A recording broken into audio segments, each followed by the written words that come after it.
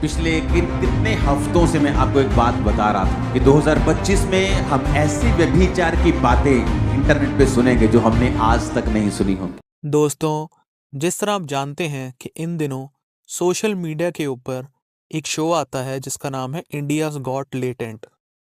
उस शो में रणवीर अहलाबादिया और समय रैना ने कुछ ऐसी बातें की जिस कारण उन्हें काफ़ी नापसंद किया जा रहा है और लोग उनका विरोध भी कर रहे हैं और यहाँ तक कि पुलिस भी उनके ऊपर कार्रवाई कर रही है।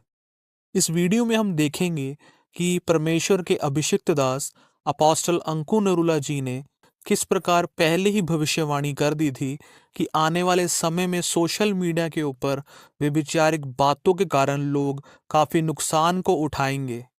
और साथ ही मैं बताना चाहूँगा कि अगर आपको क्रिश्चियन वीडियोस देखना पसंद है तो आप हमारे चैनल को लाइक, शेयर, सब्सक्राइब करें और बेल आइकन दबाना ना भूलें ताकि आपको आने वाली वीडियोस की नोटिफिकेशन टाइम पर मिल सके।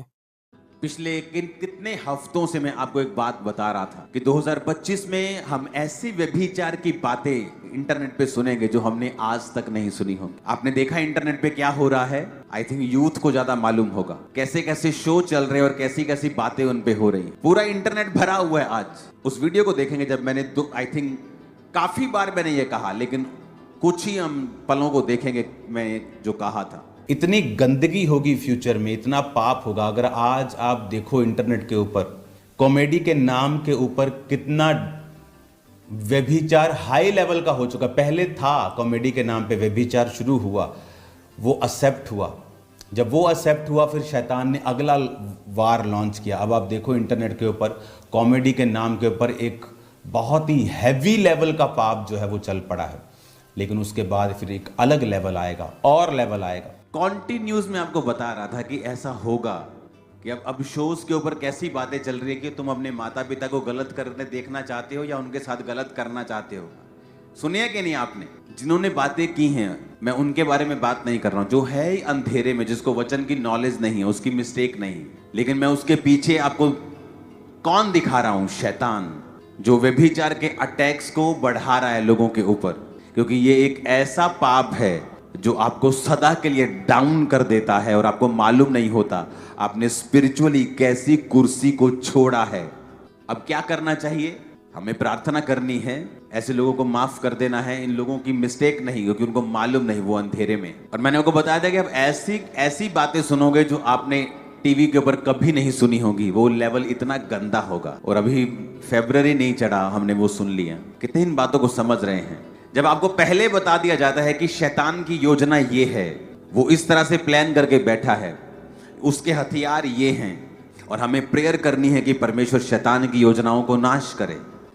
वो तो लोग ढीठ हैं, लोग पाप करना चाहते हैं, बहाना बना लिया। बाइबल में कहां लिखा है सिगरेट ना पियो?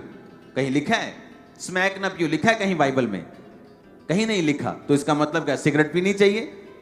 तो परमेश्वर ने सेंस भी दी है, बुद्धि भी दी है, विवेक भी दिया है। इसलिए बाइबल कहती है मैं अपनी व्यवस्था को तेरे विवेक के ऊपर लिखूंगा। क्यों? आपका विवेक अंदर से मालूम होगा कि यार ये गलत है। लिखा चाहे नहीं लिखा कहीं पे, लेकिन है ये गलत। आपका विवेक आपको बताता है, क्योंकि परमेश्वर ने आपको आपका विवेक भी दिया है। कितने मेरी बात को समझ रहे हैं? हालेलुया। जिस तरह हमने इस वीडियो में देखा कि परमेश्वर के अभिषिक्त दास अपोस्टल अंकु नरूला जी ने पहले ही बता दिया था कि 2025 के अंदर सोशल मीडिया के ऊपर शैतान के द्वारा किस तरह की व्यभिचारिक बातें की जाएंगी जिससे यूथ बिगड़ सके। दोस्तों, व्यभिचार हमारी जिंदगी के अंदर सिर्फ और सिर्फ शर्मिंदगी को लेकर आता है। परमेश्वर का वचन कहता है कि जिस तरह परमेश्वर पवित्र है, हमें भी पवित्र बनना चाहिए। अगर हम अपनी जिंदगी को पवित्रताई में जिएंगे तो हम परमेश्वर की बरकतों को हासिल कर पाएंगे और परमेश्वर के राज्य के कामों को कर पाएंगे। तो आइए आज हम प्रार्थना भी करें कि परमेश्वर हमें एक पवित्रताई में चलने वाली जिंदगी दे और हमें व्यभिचारिक अटैक से बचाए। आमीन।